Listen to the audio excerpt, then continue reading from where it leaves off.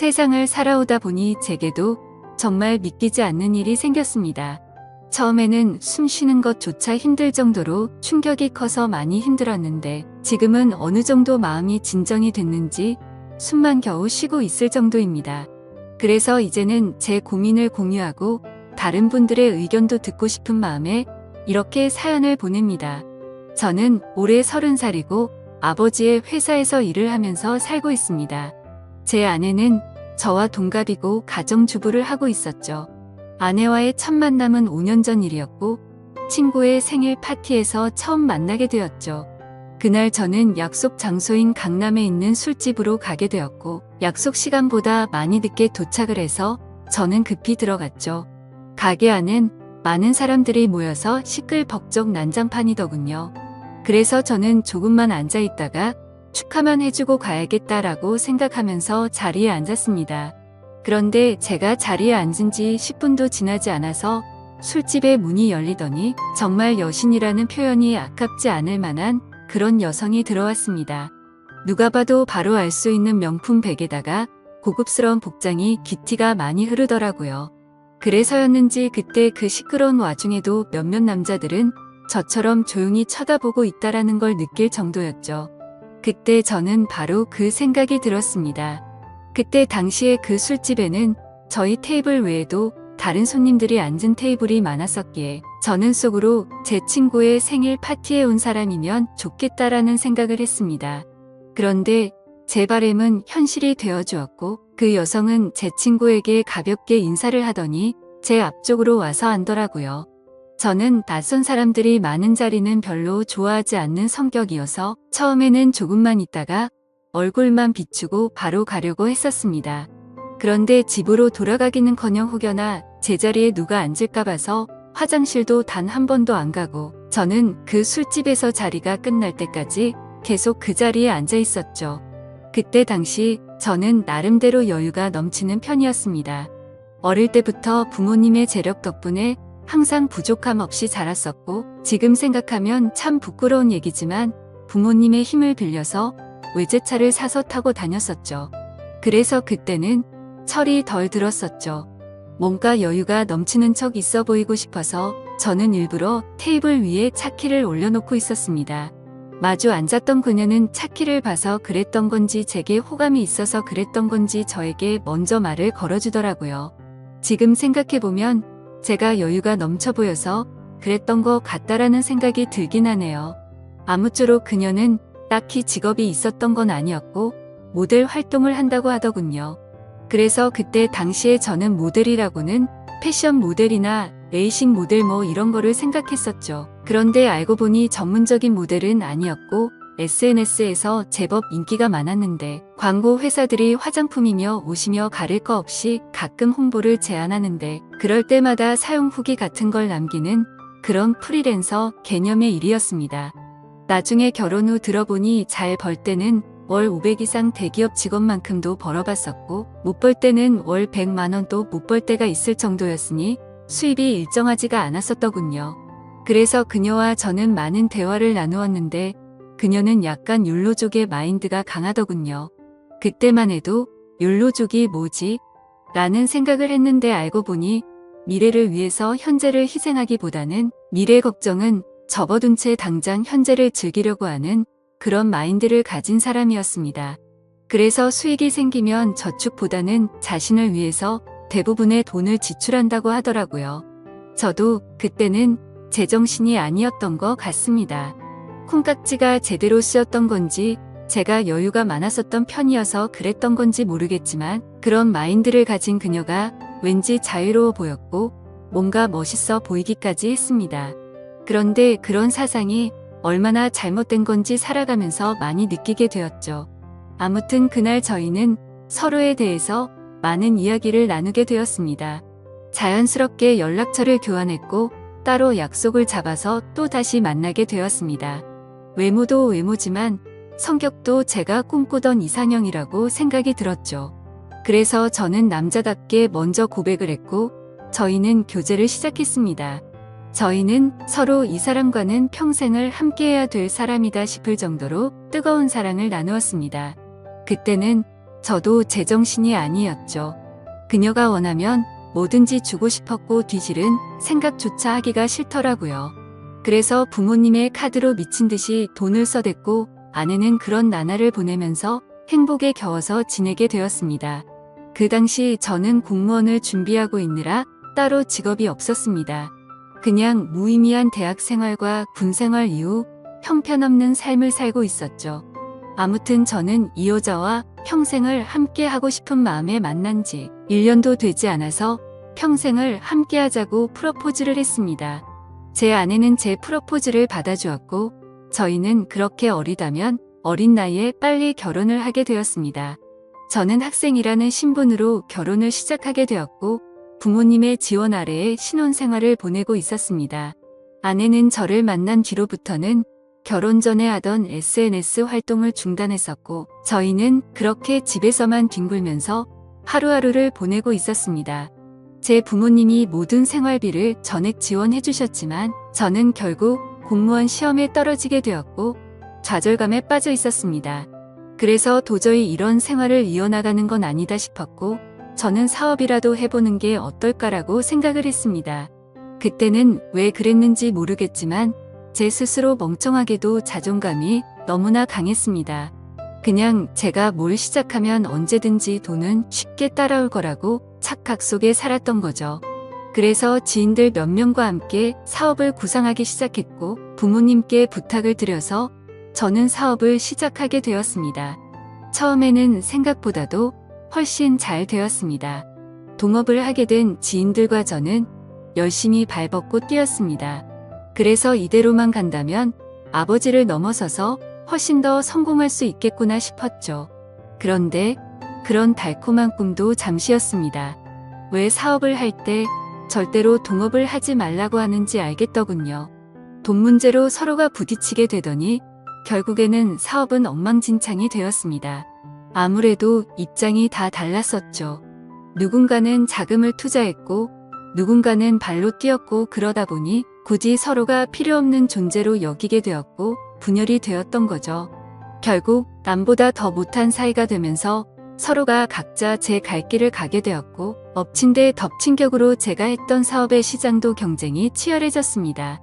어떻게든 버티고 또 버텨봤지만 앞으로의 전망이 없다고 판단되어서 결국에는 사업을 포기하고 또다시 백수의 길을 걷게 되었습니다. 그때부터는 점점 부모님 뵙기도 부끄러웠고 제 자신에 대한 자존감이 낮아질 대로 낮아졌습니다. 저는 신경이 날카로워졌고 그런 저를 걱정해 주시는 부모님과도 큰 싸움을 하게 되었습니다. 무슨 자신감인지 다 필요 없으니까 저한테 연락을 하지 말라고 하면서 부모님과 연락도 끊게 된 거죠. 부모님도 그때는 지칠 대로 지치셨는지 완강하셨습니다. 무엇보다도 아내는 그런 제게 엄청나게 불만을 가졌고 매일같이 짜증을 냈습니다. 지금 당장 우리 둘 다 수입이 없는데 그렇게 싸우면 우리 생활을 어떻게 하느냐고 말이죠. 그래서 저는 쓸데없는 자존심으로 내가 어떻게든 먹여 살릴 테니까 걱정하지 말라고 했고 그날부터 할 수 있는 일은 뭐든지 했습니다. 쓸 수 있는 게 몸뚱아리밖에 없다 보니 배달 대행도 해보고 대리기사도 뛰었습니다. 그렇게 1년 동안 겨우 입에 풀칠하면서 버텨갔지만 도저히 미래에 대한 비전이 안 보였습니다. 그래서 결국 저는 부모님께 사죄를 드리게 되었습니다.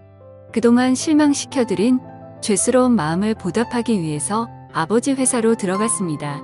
아버지 회사는 동생이 대학을 포기한 채 사업을 돕고 있었고 동생이 그 사업을 이을 예정이었습니다.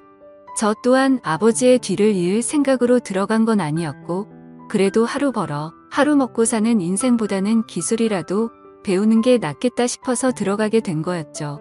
동생의 밑에서 일을 배워가며 했지만 기분이 나쁜 건 전혀 없었습니다.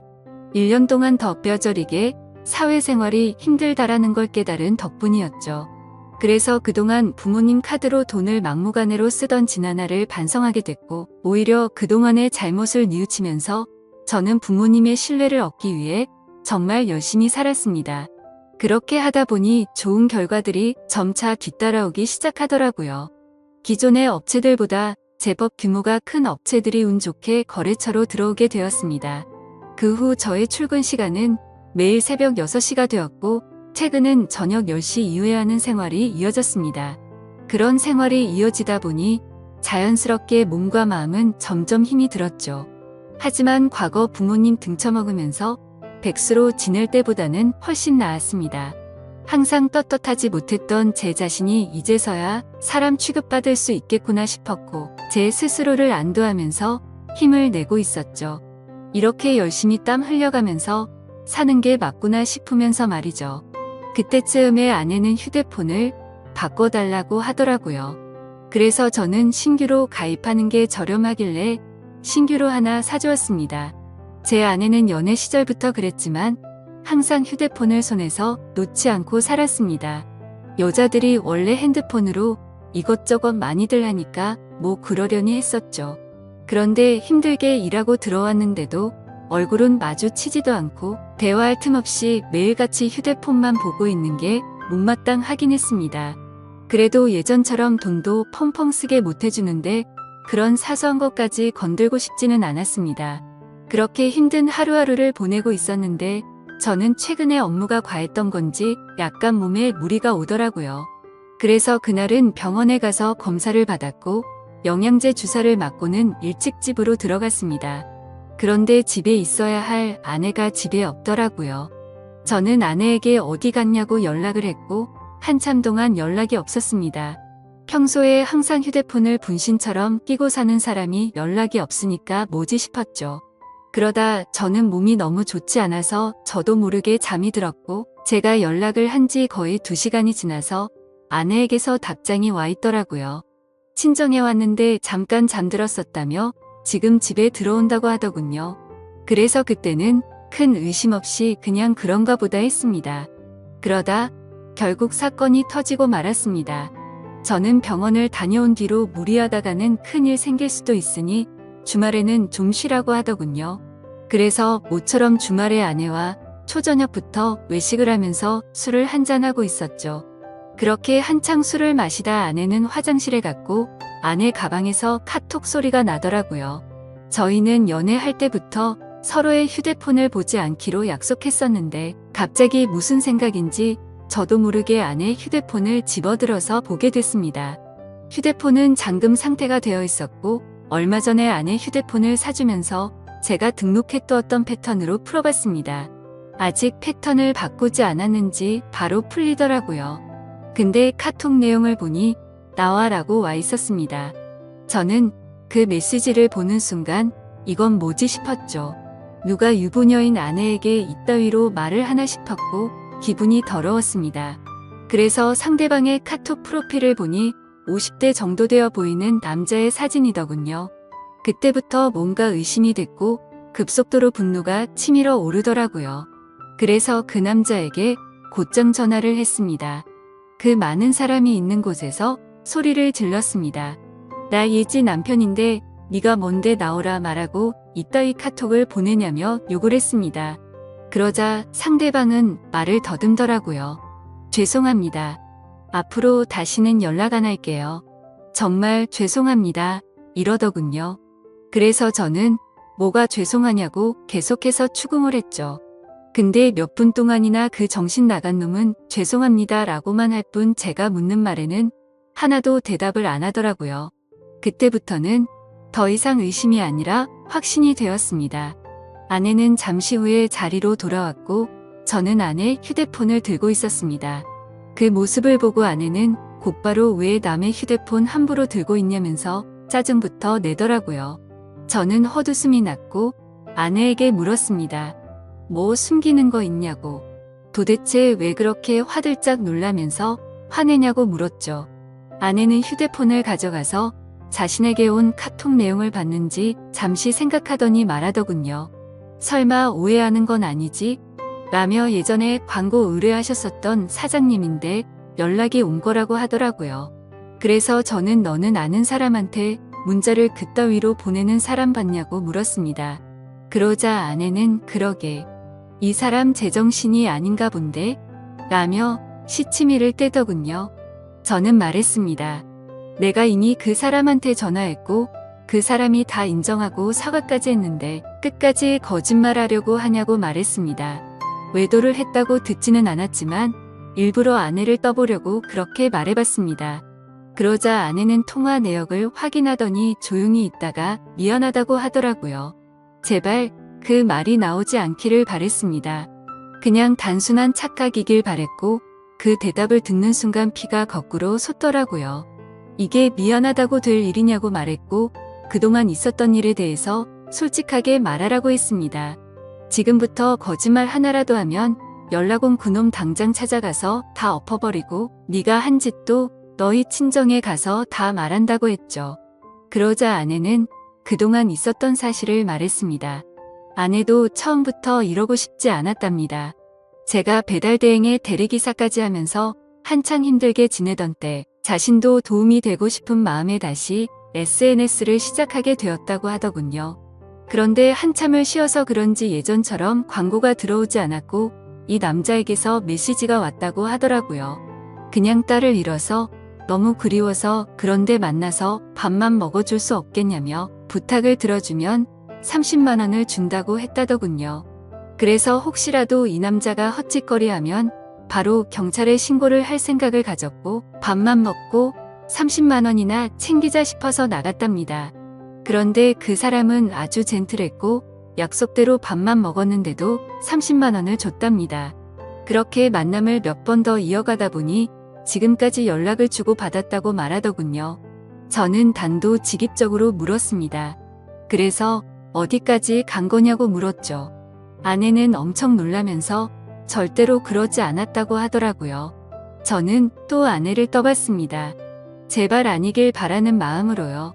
너 지금 또 거짓말 하냐고 그 남자한테 이미 다 들었다고 하니까 아내는 갑자기 눈물을 흘리면서 진짜 미안하다면서 당신이 너무 힘들어 보여서 그랬다네요. 그런 모습을 보니 숨이 막혔고 어디서부터 어떻게 잘못된 건지 머리가 띵하더라고요. 그때부터는 저도 미친 듯이 말을 내뱉었습니다. 네가 이따위로 내 뒤통수를 치냐며 내가 힘들어서 그랬던 거면 여지껏 그 더러운 돈 받은 거 어디 갔냐고 했습니다. 아무 대답도 없더라고요. 도저히 이해가 되지 않았습니다. 제가 힘들어 보여서 그랬다더니 그 더러운 돈으로 뭘 했을지 뻔히 보였죠. 저는 도저히 그 자리에서 같이 얼굴을 마주할 자신이 없어서 일단 집으로 꺼지라고 하고는 저는 그 자리를 떴습니다. 그날 이후로 저는 밥은 하루에 한 끼도 제대로 먹지도 못하고 억지로 먹어도 심각한 스트레스 때문인지 전부 토하게 되었습니다. 며칠이 지나서 아내를 불렀습니다. 아내는 별로 힘든 것도 없었는지 별로 달라진 모습이 없더군요. 제 모습을 보자마자 왜 이렇게 말랐냐면서 자신이 정말 미안하다고 하더라고요. 저는 아내에게 말했습니다. 너는 돈이 그렇게 좋냐고 내가 잠깐 힘들게 하니까 그새를 못 참고 그렇게 곧바로 다른 남자한테 붙어 먹으면서 그 더러운 돈으로 네가 사고 싶은 거 사면서 좋았냐고 했습니다. 그러자 마음이 너무 많이 불편했답니다. 근데 여자한테 필수적으로 필요한 화장품이며 여성용품을 샀고 사치를 부리지 않았다면서 핑계를 대더라고요. 제가 나름대로 1년 동안 열심히 일해가면서 벌어다 준 돈은 돈이 아닌가요? 저는 그동안 내가 집에 넣어준 생활비는 어디다 썼냐고 거짓말하지 말라고 했습니다. 아내는 사실 친정에서 돈이 필요하다고 해서 거기다가 생활비를 보내줬다고 하더군요. 진짜 너무 어이가 없고 기가 막혔습니다. 아내와 제가 결혼을 할 때 돈 한 푼도 보태지 않았던 친정이고 제 부모님과 다투고 밥 사 먹을 돈도 없어서 도움을 청했을 때 매정하게 거절했던 장인 장모였습니다. 근데 그런 인간들한테 제가 피땀 흘려 번 돈을 보냈다고 하네요. 이 말을 아내에게 하면서 네가 도대체 생각이 있냐고 물었습니다. 그러자 그럼 어떻게 하냐며 아무리 그래도 부모님이 힘들다고 하는데 어쩔 수 없었답니다. 도대체 뭘 어쩔 수가 없다는 거죠? 제가 돈 10원도 못 벌어 온 것도 아니고 충분히 먹고 사는데 문제는 없었는데 그 돈을 홀라당 친정에 보내주고는 화장품이며 여성용품 사려고 돈 많은 남자한테 붙어 먹었다는 걸 어떻게 이해해야 하죠? 솔직히 아내의 친정도 심각한 문제입니다. 저희 집에만 매달려서 돈 한 푼도 없이 딸을 시집 보낸 것도 모자라서 제가 아내 모르게 돈을 빌려준 돈도 꽤 많습니다. 그때 당시에는 제가 사랑하는 아내의 식구들이었고 당장 너무 힘들다고 하는데 어쩔 도리가 없었죠.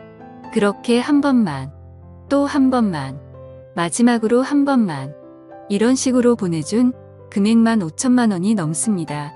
막상 아내의 얼굴을 마주하고 있으면 마음이 또 약해지는 것 같기도 하고 이런 제 자신이 정말 저도 답답하고 화가 납니다. 남들이 이런 고민을 갖고 있으면 남자가 진짜 바보 같은 놈이구나 했을 겁니다. 그런데 막상 제게 이런 일이 생겨버리니 아닌 걸 알면서도 단호하게 내쳐지지가 않네요. 아내는 계속 울고 불며 미안하다고 절대로 두 번 다시는 이런 일 없을 거라고 믿어달라면서 빌고 있는 상황입니다. 저는 이게 돌이킬 수 없는 일이기에 아내가 너무 천박하다는 생각을 하면서도 어떻게 해야 할지 도저히 모르겠습니다. 제가 아내를 믿어준다고 하더라도 아내가 그 늙은 남자와 있었던 상상들을 계속해서 하게 될 텐데 이 만담이 유지될 수가 있을까요? 정말 어떻게 이렇게 한순간에 처참하게 모든 게 무너져 내릴 수 있는지 제게 닥친 가혹한 현실이 너무 힘이 드네요. 인생이란 참 어렵고 힘든 것 같습니다. 이런 걸 고민이라고 사연을 올리는 제가 멍청한 거 저도 잘 알지만 욕보다는 현명한 말씀을 부탁드리겠습니다. 감사합니다.